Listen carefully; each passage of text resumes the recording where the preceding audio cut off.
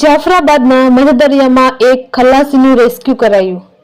જાફરાબાદમાં માછીમારી કરતા મધદરિયે રાધિકા પ્રસાદ નામની બોટમાં ખલાસીની તબિયત લથડી।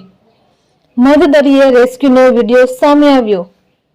સ્પીડ બોટ દ્વારા ખલાસીનું રેસ્ક્યુ કરવામાં આવ્યું।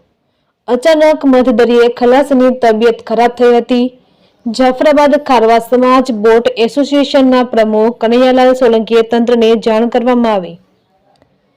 તંત્રએ મધદરિયે કર્યું રેસ્ક્યુ ઓપરેશન।